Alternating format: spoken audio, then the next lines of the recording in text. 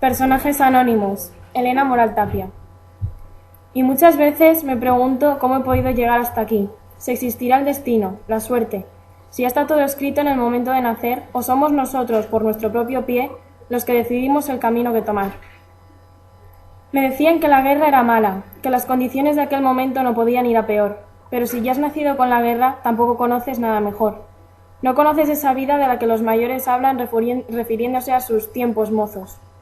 Y sin embargo, yo, ante todo aquello, era el niño más feliz del pueblo. Mi madre, la mujer a la que más he querido en toda la historia, lo hacía todo con un estilo, lo hacía todo a su estilo. Una mujer elegante, guapa, cariñosa, nos quería a todos muchísimo. Y lo bien que cocinaba, ¡buah! Jamás he probado unas patatas fritas como las hacía ella.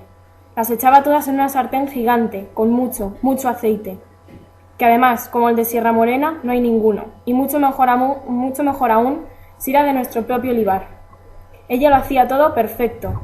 Además, la mujer más valiente que jamás haya existido. Y mi padre, que le veía como aquella figura fuerte, robusta, de carácter firme, dispuesto a luchar por sacar a toda una familia adelante a pesar de la guerra y de todo lo que conllevaba.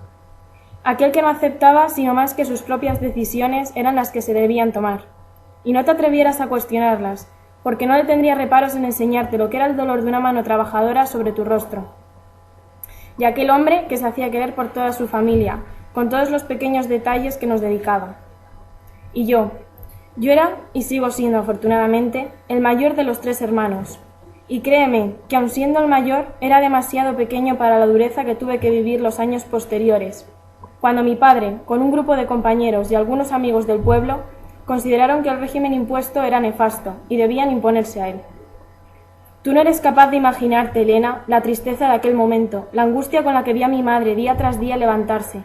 Y yo, como una figura de hermano mayor y con tan solo 6 añitos, tuve que actuar con una madurez tal de adultos. La situación en la que 3 días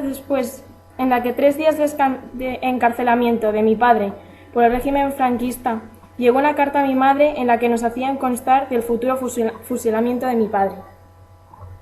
Elena, ya te he dicho que jamás conocerás a una mujer como tu bisabuela, que con su astucia y utilizándome a mí como medio para hacer llegar mensajes a mi padre en la cárcel, conseguimos que saliera libre de aquel fusilamiento. No hace falta nombrar que yo, por ser el hijo de quien era, me prohibieran la entrada en el colegio, y cuando llegó el momento de escolarizar a mis hermanos, se diese la misma situación. Fue entonces como nosotros 3 y los hijos del resto de padres que también fueron encarcelados, nos reuníamos bajo la parra que tenía la casa de la profesora, cada uno llevando su propio taburete, su propio cuaderno y un lápiz. La profesora, medio a escondidas, ya que no estaba muy bien visto que nosotros fuéramos a la escuela, nos impartía clases y al final del curso nos llevaba a un colegio público para hacer un examen en el que demostrásemos los conocimientos aprendidos durante el año. Y así, hasta que conseguí terminar y llegar a lo que equivale tu selectividad, y mostrar ante un jurado cómo sería capaz de entrar a la universidad. Y tanto que conseguí llegar a la universidad. Conseguí terminar la carrera de ingeniería con 19 años, siendo el primero de mi promoción, y comencé a jugar al fútbol, el deporte que más me apasiona, y con esfuerzo, que todo sí se puede, conseguí llegar a ser portero de lo que hoy vosotros llamáis Real Madrid B. Pero llegó mi momento de hacer las milicias, las cuales hacía la gente de mi nivel, con una carrera universitaria, pero me las denegaron por ser hijo de un revolucionario y tuve que hacer la propia mili. Y acompasando esta con el fútbol, fui haciéndome cada vez más conocido y empecé a salir incluso en periódicos, revistas, cromos, a la vez que en la mili conseguí llegar a ser la mano derecha del capitán.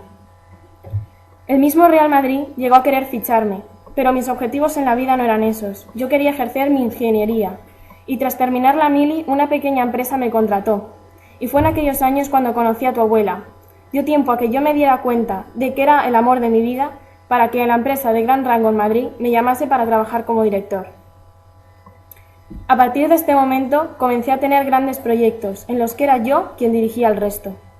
La vida nunca me había ido mejor y para colmo tu abuela se quedó embarazada, de quien hoy tú llamas mamá.